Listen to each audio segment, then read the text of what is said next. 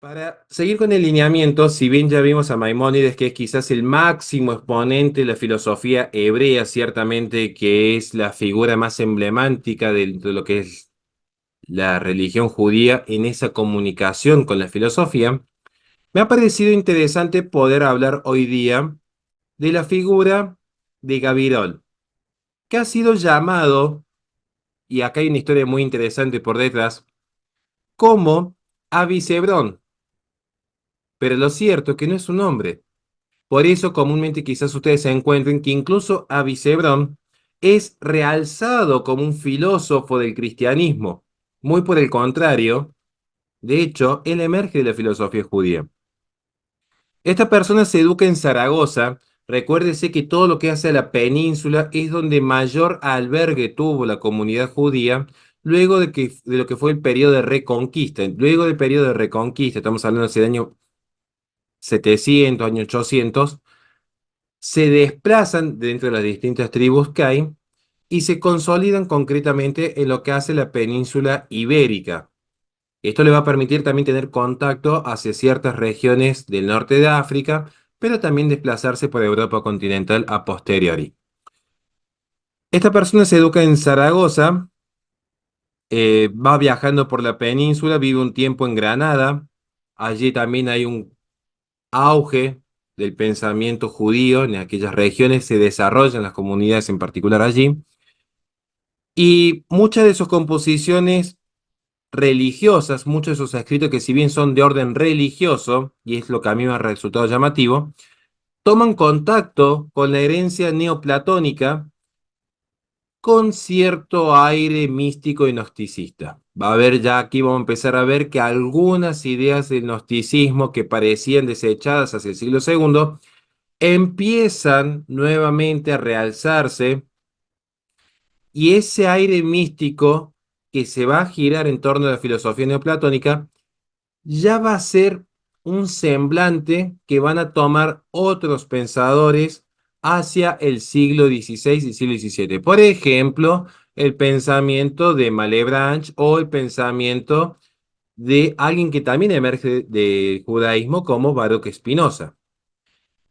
Lo que es interesante de Gabirol es que se va a encontrar influenciado, curiosamente, por la poesía árabe, más concretamente por ese pesimismo hacia la vida. Va a tener esa pequeña influencia de querer tomar distancia de esta vida como nosotros la entendemos en términos materiales, buscando quizás volver a lo que vamos a llamar luego la fuente de la vida. Esperen un instante para ese punto.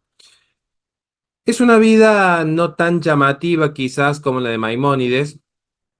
Es una vida, de hecho, por demás simple. Se caracteriza principalmente por la poesía, pero va a tener sus aditamentos filosóficos. Gracias a Dios, no todos los filósofos hacen poesía, gracias a Dios. Em, es el autor de La Fuente de la Vida. Es alguien que intenta estudiar la composición y la constitución de todos los entes en el cosmos. Insisto, tiene una particularidad porque se lo creía pensador cristiano, pero luego el traductor hebreo Falachera es quien termina demostrando también a Gavirol como parte del gran triunvirato de la lírica hebrea medieval. O sea, hasta que vienen los traductores más serios, siempre se lo creyó incluso un pensador cristiano, pero no funciona así. Bien, vamos a entrar entonces a ver su filosofía. Hoy no le vamos a dedicar tanto tiempo al contexto, sino a la filosofía. No sé si pueden ver pantalla de diapositiva que les he preparado, si estamos compartiendo bien. Gracias, Naum. Fuente de la vida. Y acá lo que me llama la atención, insisto, es ver hasta dónde llega el pensamiento neoplatónico. Muchas veces el neoplatonismo pasa muy desapercibido. Ustedes si alguna vez hacen las carreras de filosofía, si alguien les llega a hacer, van a ver que normalmente se estudia Sócrates, Platón, Aristóteles, pasamos a San Agustín, algo de Abelardo, algo de Averroes, Santo Tomás de Aquino y seguimos directamente ya con Descartes en adelante donde se profundiza todo. Si llegaran a ver algo de neoplatonismo, verían quizás Plotino, quizás. Y sin embargo, es de una gran influencia el neoplatonismo. Entonces, ¿se acuerdan cuando estudiamos Plotino? La idea de la emanación, tema que por cierto abordamos con Flor Desi la última clase. Esta idea de cómo hay dos concepciones, pero este ser se desborda y se va comunicando a seres inferiores, donde pierde cierta sustancia en el camino y termina amalgamándose en otras, como podría ser el caso de los maniqueos, o terminan constituyendo nuevas sustancias que han sido emanadas de la misma. Es una particularidad del pensamiento de Plotino. Fuente de la vida es un libro que escribe el pensador que hoy analizamos, Gabirol. Fuente de la vida es un libro que si puedo se los voy a pasar al grupo por si a alguien le interesa leerlo. Es muy entretenido, de hecho. Es más entretenido de lo que ustedes creen.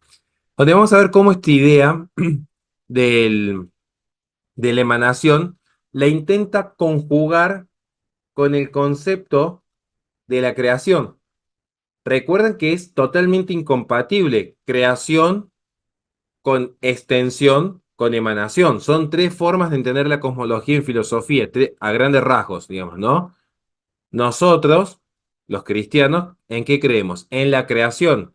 ¿Y cómo entendemos entonces las sustancias nosotros los cristianos? Por el concepto de participación. Hay algo que participa, toma parte, pero que es sustancialmente distinto. ¿Me van siguiendo hasta aquí? La sustancia de Fercota, que espero que todos hayan rezado por su familia, si no, se cierra el grupo. La participación que tiene Fercota en Dios es una distinta y sustancialmente distinta y radicalmente distinta a la que puede tener un árbol. Aunque estén animados, hay algo sustancial distinto. No es una extensión del mismo Dios, sino que es un Dios único y los entes que están en una relación de presencia y distancia tienen su propia sustancia y toman parte de algunos trascendentales, concretamente el res, el unum, el bonum, el pulcro, el alique y el verum. Entonces, en esta obra Fuentes de la Vida, Gavirol expone de manera sistemática un neoplatonismo que va a que va a influenciar al resto de Europa. Por eso este pensador es anterior incluso a Maimónides. Lo lleva de forma análoga a como lo hizo Filón de Alejandría, otro neoplatónico, por cierto, que se presenta como un intermediario entre la filosofía helénica, principalmente platónica, y el mundo oriental, el mundo musulmán. Aquí va a aparecer la filosofía judía como una especie de intermedio, queriendo comunicar esa herencia platónica con esa lírica y esa poesía arábica. Fuente de la vida toma la forma de un diálogo filosófico entre maestro y discípulo. ¿Y a qué obra le recuerda esto? ¿A qué autor rápidamente les recuerda que escribía así? Que escribe siempre en diálogos. Sócrates. ¿Platón? Sócrates. Sócrates nunca llega a escribir. No, no, digo, Platón lo de Sócrates. Exactamente. Ahí estamos viendo justamente en estos diálogos platónicos, que está bien, algunos le llaman diálogos socráticos en referencia a los títulos que pone Platón, pero estamos viendo justamente, como bien marcan aquí, esta influencia que hay de Platón, esta gran influencia que hay de Platón, porque hasta la forma de escribir se hereda. Fuentes de la Vida tiene 5 tratados que van a desarrollar lo siguiente: la materia y la forma en general, materia y forma. Insisto, si bien es algo que desarrolla bien profundamente Aristóteles, ya se encontraba previamente en Platón. Es más, la idea de participación la tomamos de Platón. Materia y forma y su relación con las sustancias corpóreas. Luego, la sustancia que sostiene la corporeidad del mundo. Tercero, las pruebas de la existencia de sustancias simples, intermediarias entre Dios y el mundo simple, el mundo físico. Cuarto, las pruebas de que estas sustancias simples o intangibles están constituidas también por materia y forma, una respuesta de Demócrito. Y por último, la materia universal y la forma universal. La tesis dominante es que todos los entes creados están constituidos por materia y forma, no solamente las sustancias corpóreas, sino también las simples y espirituales, que son el eslabón entre la sustancia primera y la sustancia que se dividen luego en las nueve categorías del mundo físico. Explicando esto en términos simples, no sé si, qué lástima que ya no puede estar aquí Michele. No sé si alguien alguna vez leyó la Suma Teológica. Si no, vamos a hacer una pequeña actividad en el grupo. Yo les voy a pasar una parte de la Suma Teológica hoy para que lean. Santo Tomás de Aquino aborda esta cuestión. ¿El alma es o no es sustancia? Quiero escuchar tan solo dos opiniones para después ver cuál es la verdad. Pero empiezo preguntándoles, ¿el alma es o no es sustancia? ¿Qué me dicen? Eh, ¿Puedo participar? Sí, sí, sí, todos, todos, todos. Ok. No, Eh, Perdón, yo no levanté la mano. Disculpe. Pienso que en sentido técnico no es sustancia. Eh, no cumpliría con el que tenga materia y forma. Puedo estar equivocado, muy probablemente, pero así lo veo yo, como algo ya metafísico. Está muy bien. O sea, vamos a ver que acá esto es para aprender. O sea, ¿qué nos dice allí nuestra amiga Mariana? Alma no es sustancia, es subsistente, porque es inmortal y no se acaba. Muy bien, nos agota muy bien. A ver, Héctor. Sí, diría que no, un alma no es en sí una sustancia. Una porque, como decía Iván, no tiene materia. Una sustancia es un compuesto de materia y forma. Y dos, pues, no, el alma sería más bien la forma de la sustancia. Eso es lo que intenta resolver Santo Tomás de Aquino en la Suma Teológica. Bueno, veremos, veremos. ¿Por qué justamente es tan compleja esta discusión? Porque vamos a ver al final del camino que hay que dar una respuesta. ¿Cómo puede subsistir algo si no es sustancial? Entonces quizás haya que empezar a hacer ya precisiones. Una cosa es lo que hemos visto en la introducción, cuando vimos, por ejemplo, que están desde el primer día acá, cuando hablamos de filosofía de la naturaleza, cuando hablamos algo de metafísica, pero quizás haya nociones análogas a sustancia, o el propio término sustancia, pero ya no referido solamente a la forma y a la materia. Quizás haya algo que sea subsistente. Por eso Santo Tomás de Aquino va a hablar de subsistente. ¿Por qué? Porque hay formas que se agotan cuando se agota la materia. Por ejemplo, el alma de un árbol cuando el árbol está alado. Pero ¿qué haríamos entonces con el alma que subsiste? Porque ahí tendríamos un problema. Si el alma subsiste, ¿qué subsiste? ¿Cómo es que puedo comprender que haya una forma que tenga sus propias operaciones aún separadas de la materia? Porque la pregunta es, ¿el alma puede o no puede operar para el pensamiento cristiano? ¿El alma puede o no puede operar separada del cuerpo? ¿Qué me dicen ustedes? Sí. Sí, sí puede. Los, los santos, cuando están en el cielo, ¿está Santo Tomás de Aquino boyando así en la nubecita y tocando el arpa? ¿O está todavía desplegando su inteligencia y su voluntad? Entonces, si uno le reza y le pide algo, bueno, quizás pueda intermediar o interceder para ayudarnos. ¿Qué dicen ustedes para los católicos, por ejemplo? Sí, puede Sí. ser. Bien, bueno, esto es solamente dije, después le voy a pasar la parte de Santo Tomás de Aquino que nos dice si el alma es o no es sustancia, porque les digo ya, es y no es, tiene una particularidad del alma humana, a diferencia de otras formas, es y no es, por eso vamos a hablar de subsistente, tiene esa particularidad. Sigamos entonces con Gavirón, que es un pensamiento, insisto, que es muy interesante cómo la filosofía judía se intenta comunicar con la filosofía neoplatónica.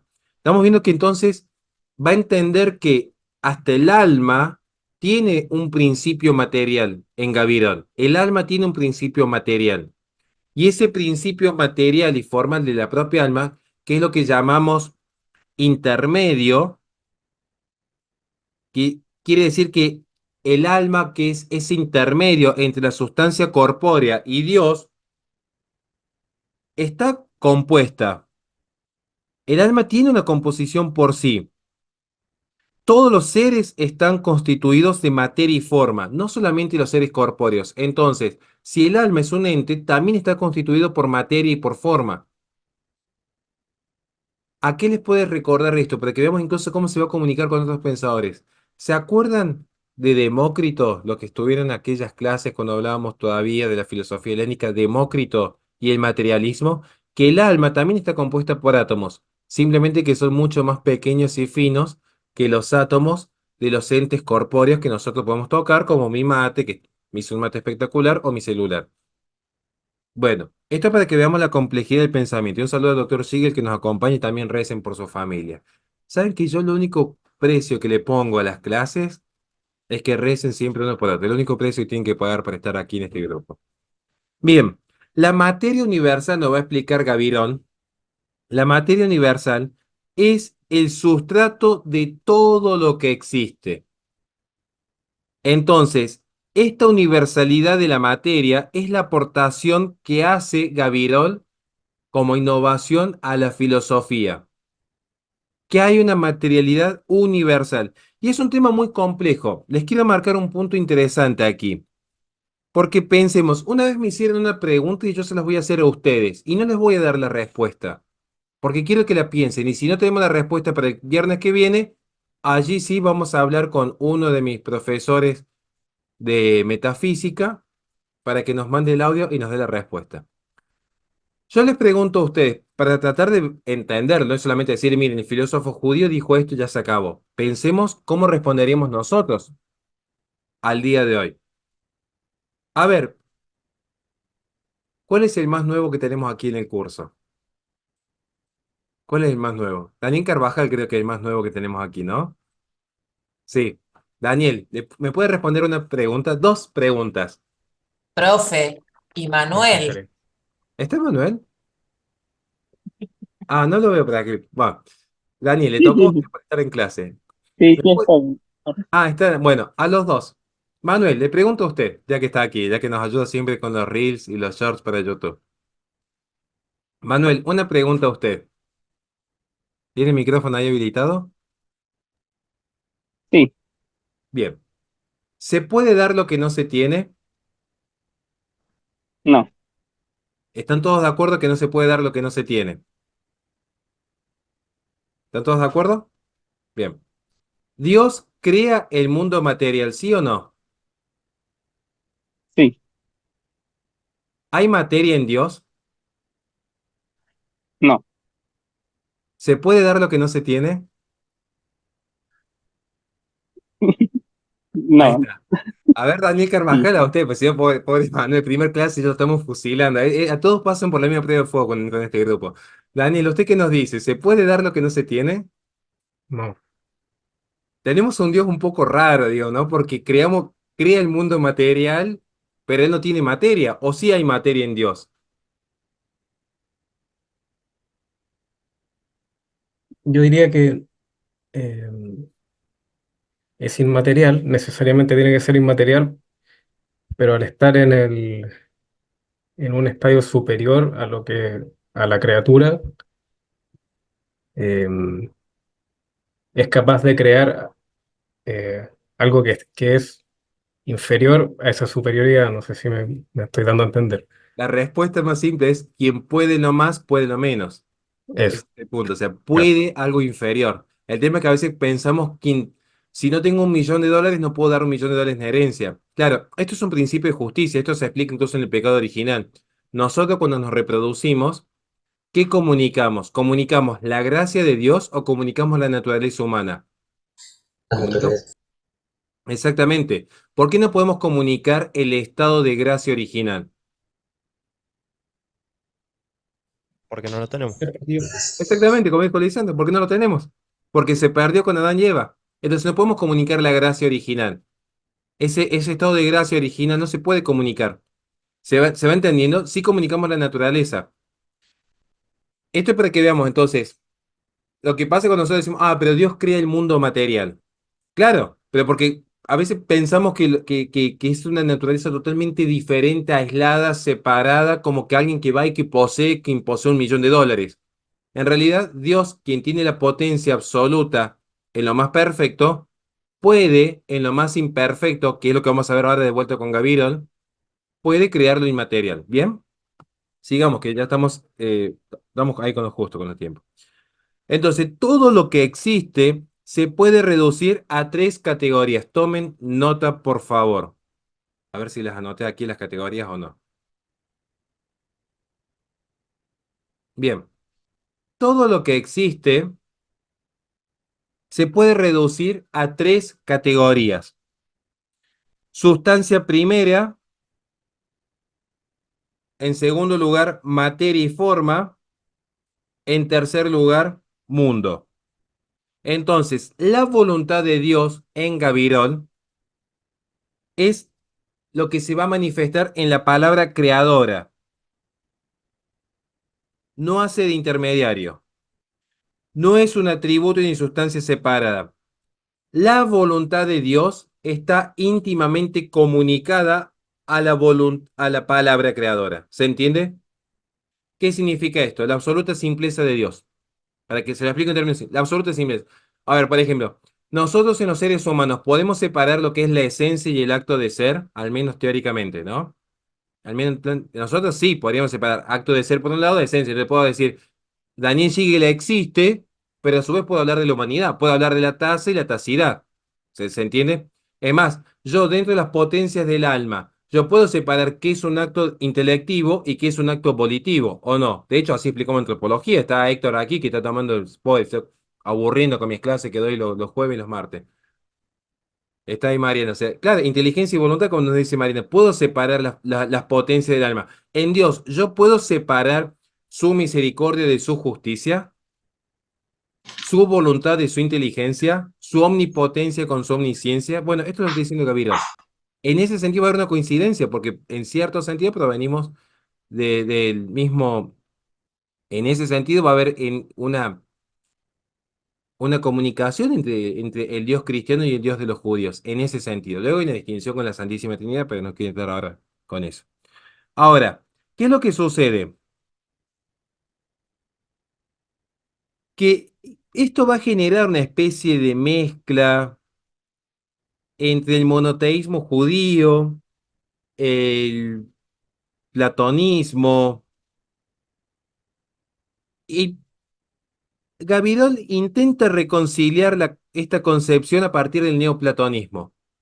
Intenta reconciliar esto que los filósofos helénicos veían como el concepto del cambio, el concepto del tiempo, de la materia, la sustancia, la esencia, que es un concepto filosófico, con algo que si uno va a lo que es, por ejemplo, el Antiguo Testamento, no aparece de manera muy clara. Por ejemplo, ¿quiénes de aquí son lectores de la Biblia? El concepto, por ejemplo, de sustancia, de esencia, Alejandra, a ver si nos puede ayudar. El concepto de sustancia, de esencia, acto de ser, existencia, ¿el concepto de tiempo está demarcado así sistemático en la Biblia? ¿O es que uno tiene que hacer un trabajo de exégesis, de hermenéutica para interpretar? Porque el tema es cómo lo interpreto. ¿Qué es lo que piensan, por ejemplo, los testigos de Jehová cuando se habla de la muerte? La aniquilación total del alma, que ya no vive, desaparece. Entonces, no es tan simple, ¿no?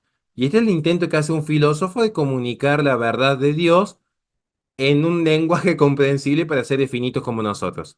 Bien. Siempre le dije que me pongo del lado de que cuando me toca explicar a un autor me pongo a defenderlo siempre. Imagínense cuando me toque dar Marx. Ahí se viene la funada del siglo. Pero, de hecho, esta obra se va a convertir en la gran discordia que se va a dar entre dos corrientes católicas. A ver si adivinan cuáles son las dos corrientes católicas que al día de hoy se siguen peleando, se siguen matando al día de hoy.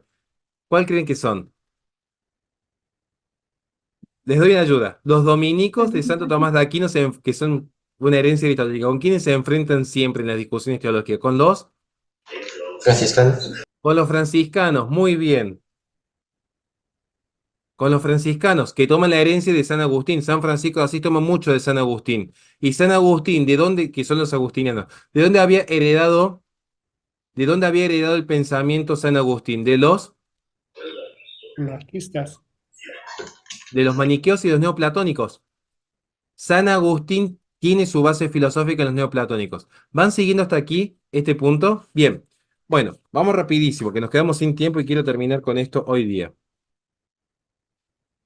¿Cómo funciona la composición ilemórfica, materia-forma en Gabirol? ¿Pueden ver la pantalla? ¿Sí o no? Tenemos Dios como absoluto simple. De Dios emana el logos universal, que es básicamente el eidos de Platón, este mundo de las inteligencias esenciales, de las inteligencias separadas de la forma perfecta. De este logos emana el alma del mundo. ¿Qué es el alma? El ánima, lo que mueve el mundo. Que aunque parezca extraño para ustedes, la noción del alma del mundo, que parece un poco religiosa en cierto sentido lo es, lo toman muchísimos pensadores, hasta pensadores ateos. Por ejemplo, no solamente Guillermo de Ockham, que es puro voluntarismo, que va a negar la inteligencia universal. Schopenhauer, el concepto de voluntad de Schopenhauer, es el alma del mundo, porque es el fuego de Heráclito, ese arjé, eso que sostiene el movimiento en el cosmos. Porque nadie podría negar que el mundo, que el cosmos, que las estrellas, bueno, las estrellas, bueno, en realidad las estrellas también se mueven. Nadie podría negar que la naturaleza está compuesta de movimiento. Nadie podría negar el movimiento propio de la materia. O sea, el átomo es movimiento. El átomo en sí es movimiento puro. Es un movimiento constante. Entonces, de esta alma del mundo emana la naturaleza, natura, el inicio del movimiento según los griegos.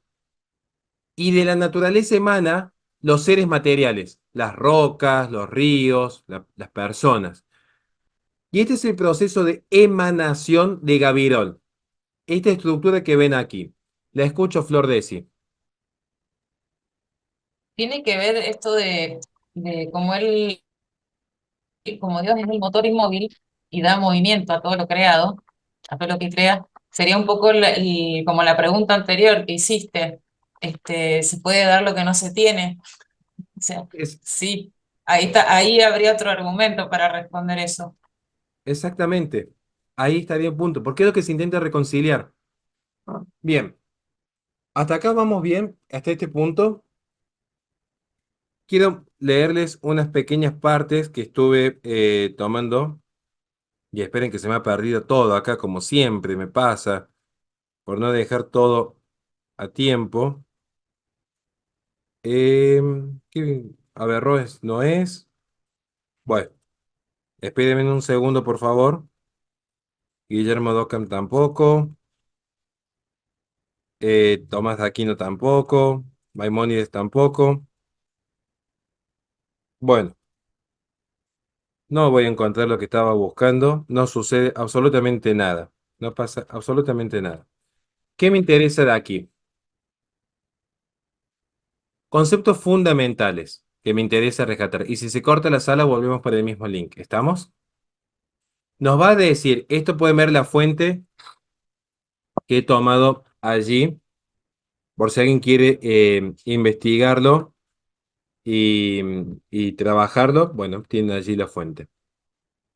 ¿Qué me interesa aquí? La esencia del ser universal es múltiple y diversa. El concepto de la multiplicidad es la gran discusión filosófica que al día de hoy se sostiene.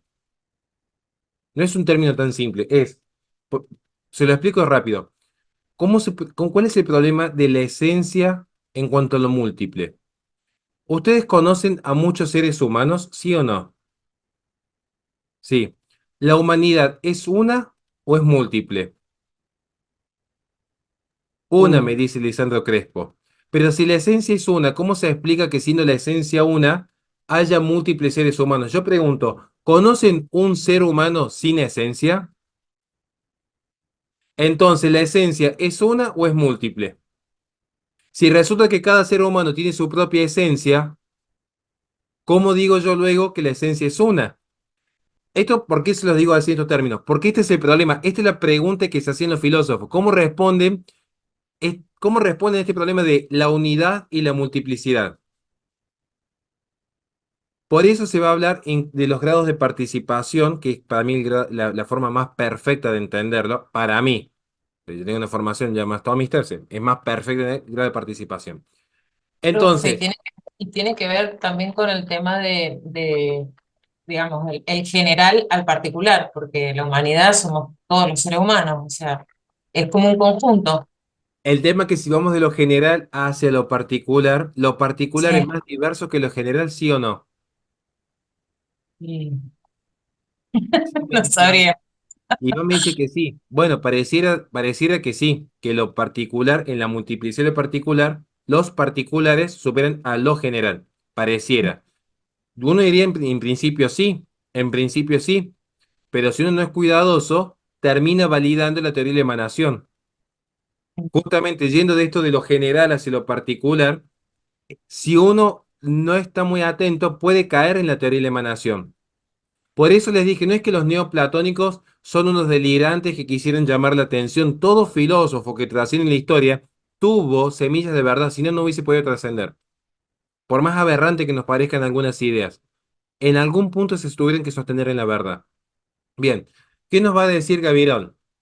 La esencia del ser universal es múltiple y diversa. Conviene, sin embargo, conviene en cuanto que convergen en dos cosas que se sostienen y de que tiene que ser la materia universal y la forma universal. Esto en referencia a Logos Divino. Lo escucho, Lisandro, si se corta la sala, seguimos por el mismo link. Pregunta rápida. En el punto anterior, cuando mostraste la pirámide, la jerarquía, ¿no era, mencionaste que explicaba la simplicidad de Dios? Si Dios es simple, ¿no se contradice con decir que es múltiple y diversa, el ser universal? Estaba la pregunta allí que nos hace Lisandro. Justamente para responder a lo que Lisandro nos plantea en torno a esta idea de la simplicidad de Dios,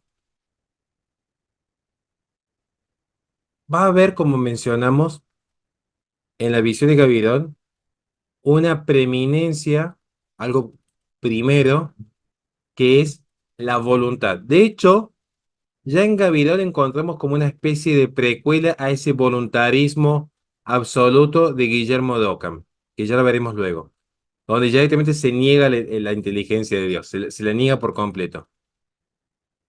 Porque el punto es, si Dios es creador, quiere decir que el primer atributo de Dios, ¿cuál es? ¿La inteligencia o la acción? Si yo digo Dios creador, ¿qué es lo primero que resalto en Dios? Cuando yo digo Dios creador, estoy resaltando la acción, Acción. el obrar, la obra de Dios. Y pero Entonces, para obrar no se necesita antes haberlo pensado. no necesariamente, le puedo asegurar que la mitad de mi adolescencia fueron acciones sin pensar. Las mías Entonces, también, pero me refiero a filosóficamente. y filosóficamente, En teoría. estamos creados a imagen y semejanza de Dios. Entonces, por donde veamos mucha inteligencia, el hombre tenía una sola cosa que hacer en el mundo, que era no comer el fruto prohibido. Fue y lo hizo. Entonces, mucha inteligencia no hay en el hombre, digamos. Entonces, tienen cierta razón los filósofos cuando creen que el hombre es pura voluntad, digamos, porque de hecho normalmente terminamos hasta justificando nuestras malas acciones con nuestra inteligencia. La inteligencia sirve para justificar la voluntad, no para guiarla, en más de una ocasión. Pero volviendo al tema, está muy bien la intervención, porque ¿qué pasa? La voluntad va a ser el atributo primero o primordial, no primero, porque ahí simple dice, pero primordial en Gavirón, primordial, la voluntad, aquello que resalta o aquello que más comunica, y por eso empieza el proceso de emanación. Justamente, porque Dios, como podemos ver en esta estructura, es simple, ¿cómo llego yo a los seres materiales que son sumamente complejos? Porque tiene que empezar a emanar. Por eso doy siempre el ejemplo de las copas cuando uno echa el champán en la primera. Tiene que empezar a desplegarse. No puede estar todo contenido dentro del mismo ser. Entonces, a medida que se va desplegando, se despliegan otras facultades y otras potencias, se despliegan otros atributos. La forma universal y la materia universal es la primera, pero no se agota allí, porque después va a venir la forma particular y la materia particular. Por ejemplo, nosotros, cuerpo y alma concretos. Horacio Justo, el perro, el gato, el árbol. Sí, Lisandro, lo escucho. Perdón, de nuevo. Esto muy probablemente ya lo hayas respuesto a la última clase. Si es así, mándame a ver el video que no pude verlo. Me tuve que retirar la última clase temprano.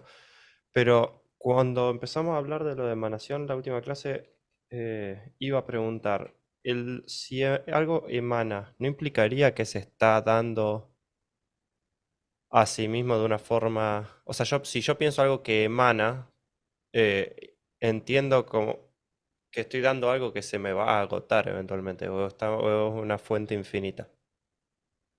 No entendí la pregunta, disculpe. No. No sé, pienso en, qué sé yo, el sol emanando. Eventualmente el sol se va a agotar. No, no es. Claro, sí, bueno, ahí está la discusión. Los que definen el concepto de emanación, y eso algo lo llegamos a saber en Plotino, y quizás tenemos que, yo tendría que haberlo explicado con más profundidad todavía. Cuando hablamos de la emanación, no estamos hablando de la emanación de la energía que puede tener un ente concreto. Vamos a tomar el ejemplo del Sol. El Sol está constituido por materia y forma. Creo que estaríamos de acuerdo. El Sol opera bajo las cuatro energías primordiales del cosmos: gravitatoria, electromagnética, nuclear fuerte, nuclear débil. Entonces, va a haber un punto en el que puede haber un agotamiento o al menos una transformación. Es decir, el Sol simplemente se agotó, como mi auto cuando se queda sin nafta. Se agotó. Bien, pero emana una energía. Emana, si yo tengo, por ejemplo, cocino una carne y está muy caliente, emana calor hasta que de repente se enfría y deja de emanar calor. Lo que van a sostener los neoplatónicos es que ¿de dónde emana todo? Y ahí está la discusión. No emana de un ente constituido por la misma materia que nosotros concebimos. Por eso hablamos de la materia universal, que no es lo mismo que la materia particular o la materia corporal. ¿Se entiende? ¿De dónde emana todo según Plotino? ¿Del uno absoluto o del cero absoluto? ¿Se acuerdan o no? El ser absoluto, ¿qué es en última instancia? Antes que el logos divino, antes que esa inteligencia que lo piensa y que lo ordena. ¿Qué es el ser absoluto? Lo que nosotros incluso podemos llegar a decir en cierto sentido de Dios, puro acto de ser. Entonces, ¿por qué hablamos de emanación? Porque sería posible que algo dejara de ser, que el cosmos cayera en la nada, que no hubiera ni siquiera una molécula de una ceniza después que estallaran todos los planetas. Siempre algo habría, ¿o no? Creo que estaríamos de acuerdo. Algo habría, no importa qué, aunque sea una ceniza dando vuelta allí, pero la nada es incomprensible para el ser humano. La nada es incomprensible. Por eso los griegos no creían en un Dios creador, en el sentido como lo cree, por ejemplo, Maimónides, Gavirol, que estamos estudiando de filosofía judía, o como lo entendemos nosotros los cristianos. ¿Por qué? Porque la nada es incomprensible. Algo hay previo. ¿Se entiende? Cuando hablamos de este ser absoluto del que todo emana, estamos hablando de lo que es puro acto de ser. Cuando nosotros hablamos puro acto de ser, ni siquiera estamos pensando en la inteligencia, en el logos, en la sabiduría, en la razón. Es la existencia en sí misma. Y la existencia que se va expandiendo, que va emanando. Por eso no se podría agotar. Está muy bien su pregunta, Elisandra. ¿Por qué no se podría agotar? Porque implicaría que el ser, con ese mayúscula, el ser, dejara de ser. ¿Se entiende o no se entiende, Lisandro? Si no, Sí, se entiende. Se entiende, se entiende. o sea, no hace falta que coincidamos, porque yo imagino que usted y yo van a decir, no, no, no, no coincido por esto y Sí, esto. obviamente. Sí, sí, sí. Es una discusión aparte, digamos, pero digo, al menos que entender el autor, digamos. El autor lo que nos está diciendo aquí es que, para un neoplatónico, la emanación se cortara, implicaría que que Dios dejara de ser Dios, básicamente, para nosotros. Que como que Dios muriese. Como, che, se nos murió Dios. Uy, ¿ahora qué hacemos? Dios ha muerto. Bueno, eso para un neoplatónico es imposible. O sea, es imposible, porque yo no sería Dios. ¿Se entiende? Bien. Eh, Antes de leerle estas frases que yo he tomado de Gabirol para que entiendan, por ejemplo, les leo rápido algunas frases de Gabirol para entender su filosofía. Dejamos espacio para las preguntas y cambiamos de clase. ¿Estamos? Ahí le respondo, Flor. Rápidamente. Tres son las partes de toda ciencia, es saber, la ciencia de la materia y la forma, la ciencia de la voluntad y la ciencia de la esencia primera. Porque en el ser no hay más que estas tres cosas. La causa es, pues, la esencia primera, lo creado, la materia y la forma, y el intermedio, la voluntad. Bueno, ahí nos está esquematizando cómo pensaba Gabriel. Vean esto, ¿no? La esencia primera es la causa de todo lo que existe, esa esencia primera. Llamémosle Dios. ¿Qué es lo que crea Dios? La materia y la forma. ¿Y el intermedio dónde está? La voluntad. Esa voluntad que se va a comunicar de Dios al hombre. La voluntad de crear es lo que hace que pasemos de la esencia de Dios que va a emanar hacia la materia y la forma. Y en el medio, ¿qué hubo? La voluntad de comunicar eso que Dios quería, que Dios anhelaba, que Dios deseaba. ¿Se va entendiendo hasta aquí cómo es la pirámide en este caso? Bien. Nos dice, entre el primer hacedor alto y santo, Dios, y la sustancia que sostiene los nueve predicamentos, que son los accidentes, básicamente, ¿no? ¿Qué es lo que es la sustancia? Materia y forma. Ve nuevamente. Los accidentes, ¿sobre qué operan? Sobre la materia y la forma, sobre la sustancia. El lugar, la ubicación, la relación, la cualidad, la cantidad. ¿Sobre qué opera? Sobre la sustancia.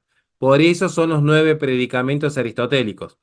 Entonces, entre Dios y la sustancia,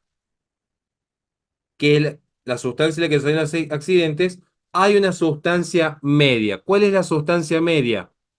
Las sustancias espirituales. Llamémosle alma.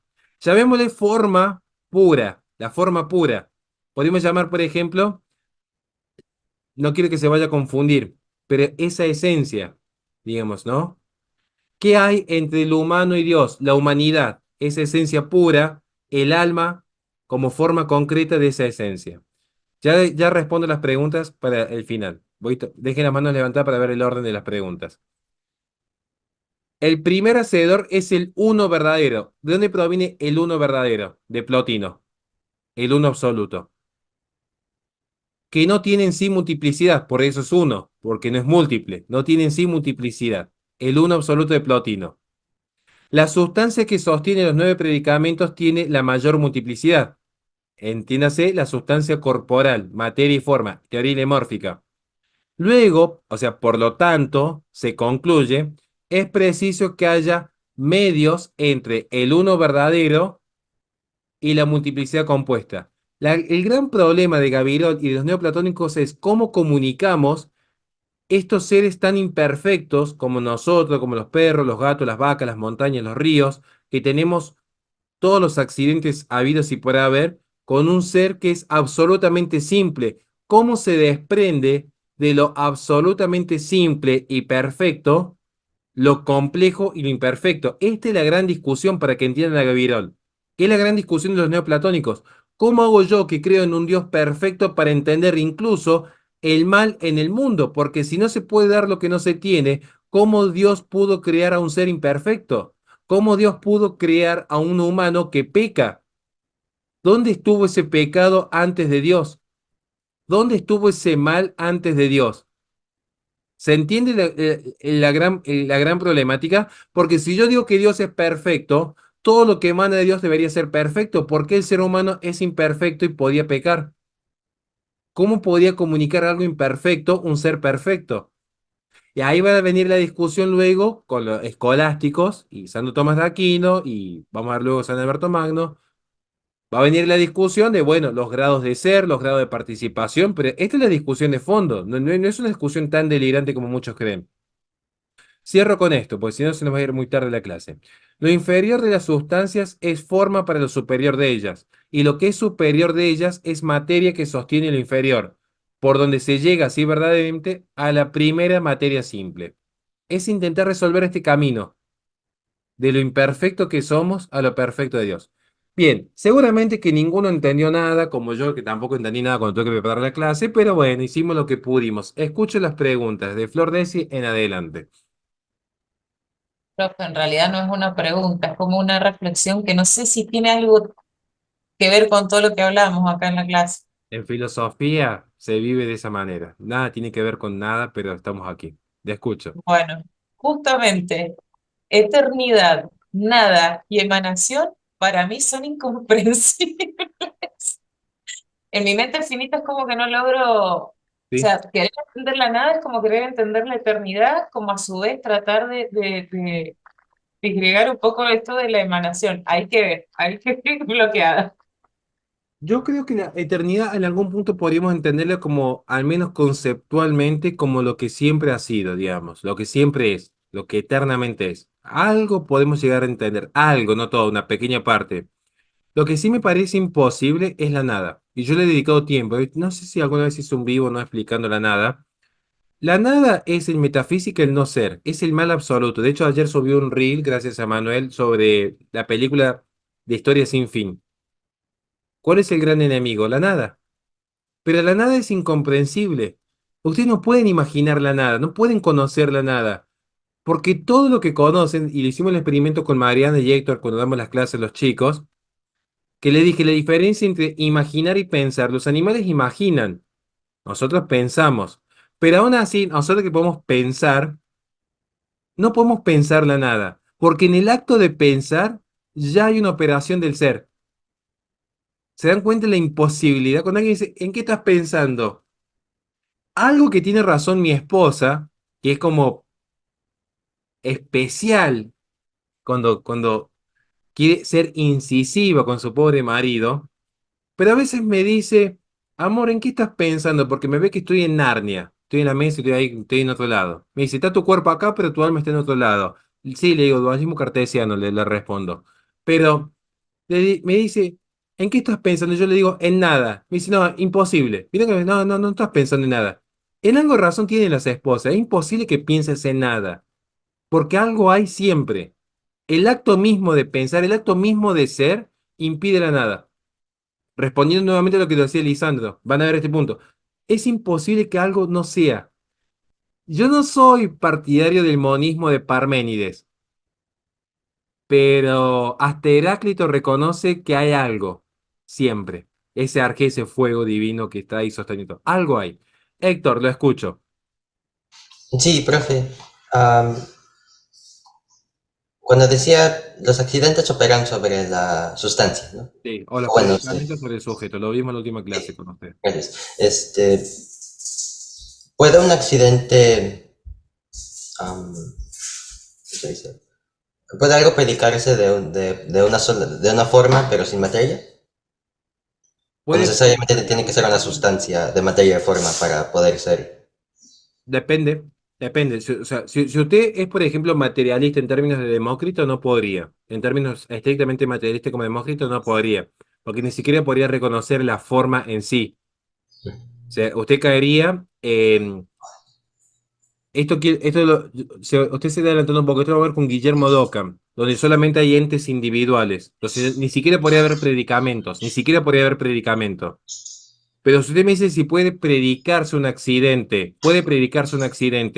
de la forma, yo le diría, bueno, deme un ejemplo de una forma, deme un ejemplo usted de una forma en el cosmos que no esté sujeta a una materia para operar en el cosmos. Porque ¿cuáles son los accidentes? Cantidad. Uy, me metí en el ojo porque quería rascarme la nariz. Cantidad, calidad, ubicación, lugar, relación.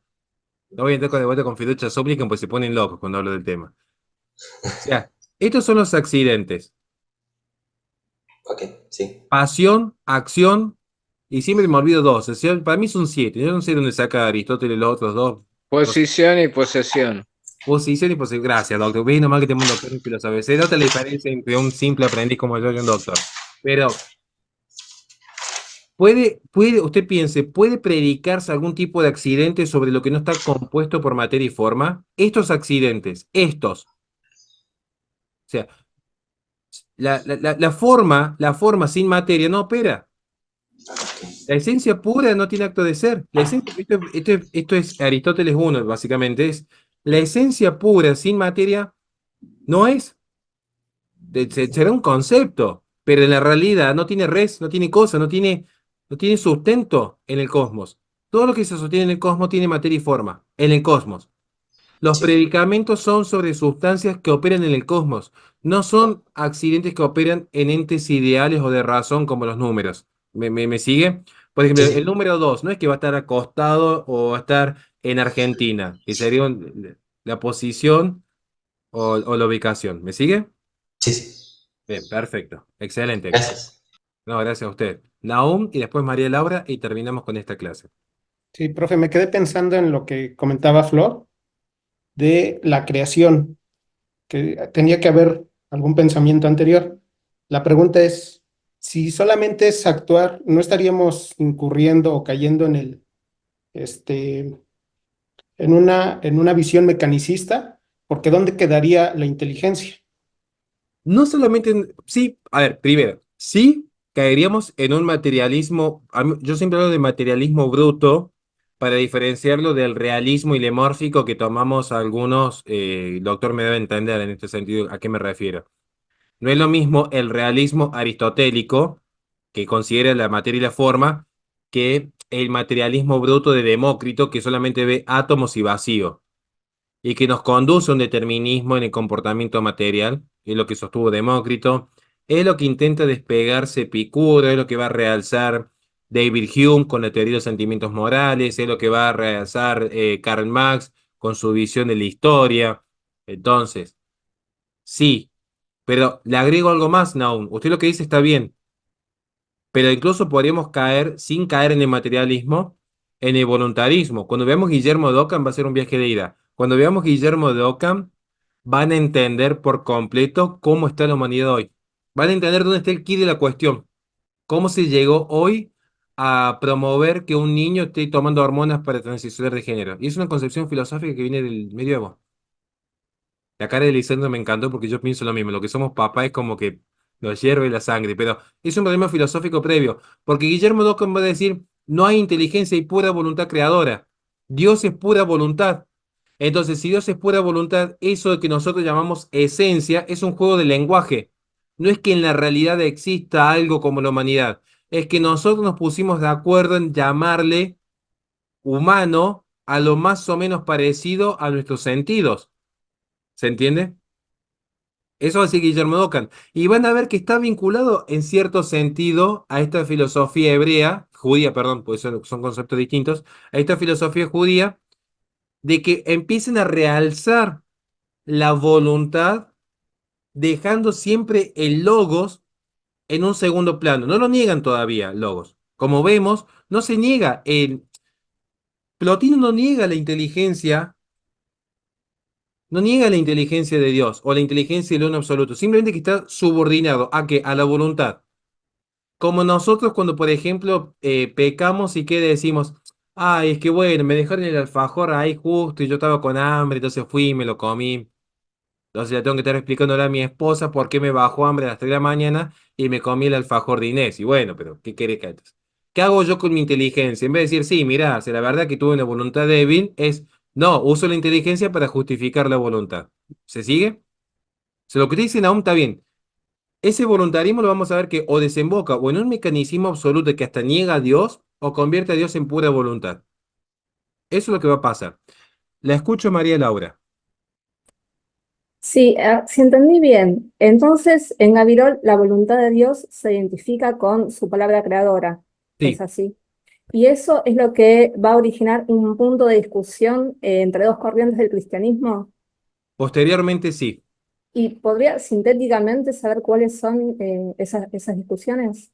La discusión concretamente se va a dar entre los que tienen una concepción más aristotélica, como San Alberto Magno, que vamos a ver a continuación, maestro de Santo Tomás de Aquino, por un lado, y los franciscanos, que son más platónicos, por otro lado. ¿Por qué? Sí. Porque justamente se va a discutir lo que es la constitución de las sustancias espirituales, la constitución de lo que hace la materia y la forma y la preeminencia que tengan.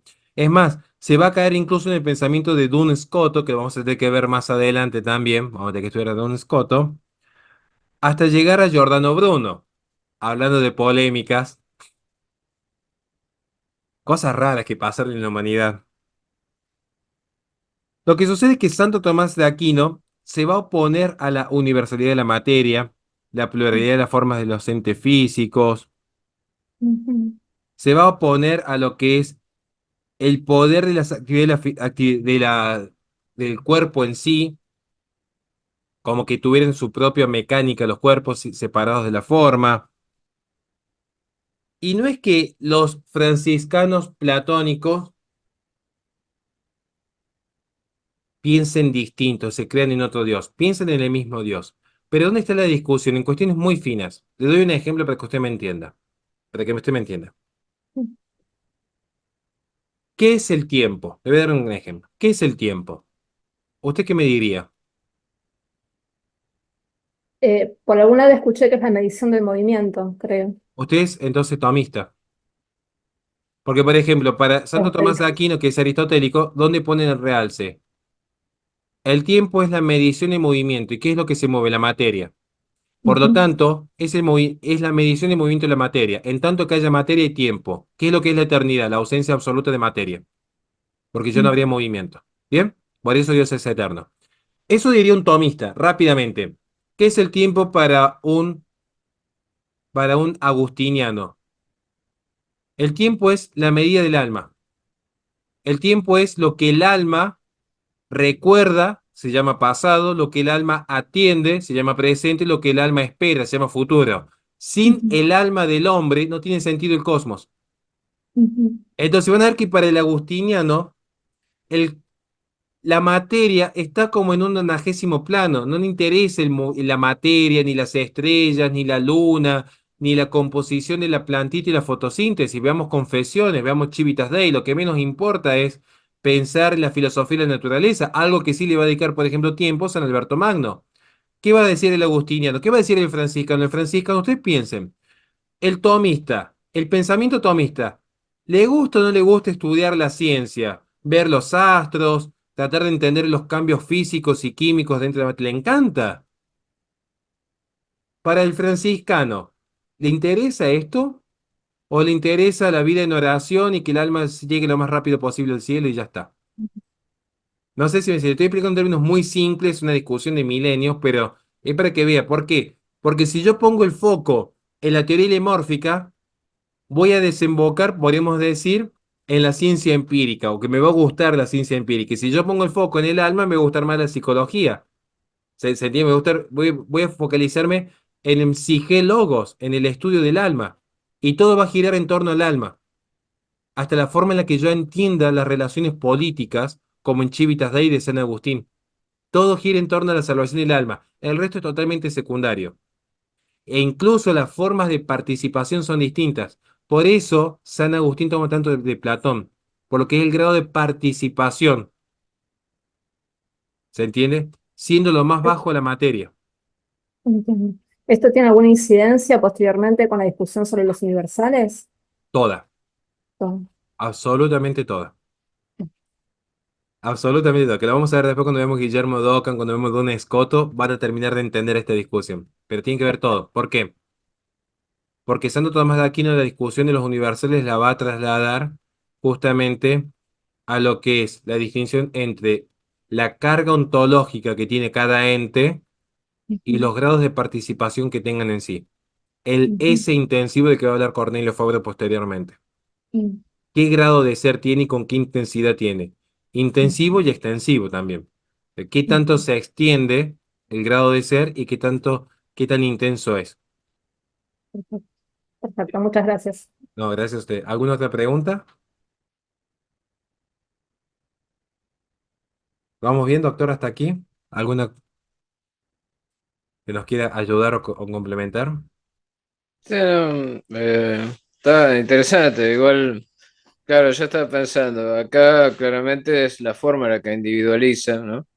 Y la materia es universal, lo cual es todo lo contrario de lo que va a sostener justamente una visión aristotélica pura o la visión tomista también que retoma la aristotélica, ¿no?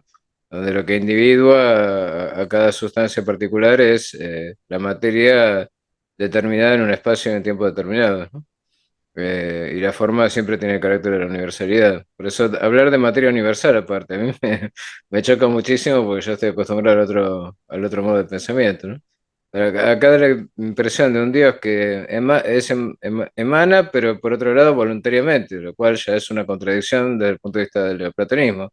Pero es como la síntesis necesaria entre lo que dice el Génesis y lo que dice el neoplatonismo ya es un inconveniente, ¿no? Eso de cómo emana, si la emanación es involuntaria y derivada de la propia sobreabundancia de un Dios infinito, al cual perder una parte no le significa nada, porque infinito menos uno es infinito, infinito menos dos es infinito, entonces esa emanación es constante y es lo que sostiene en el ser de las cosas, y acá no, es un acto de voluntad creadora, entonces eso es como difícil de hacer coincidir, ¿no? Una cosa con otra.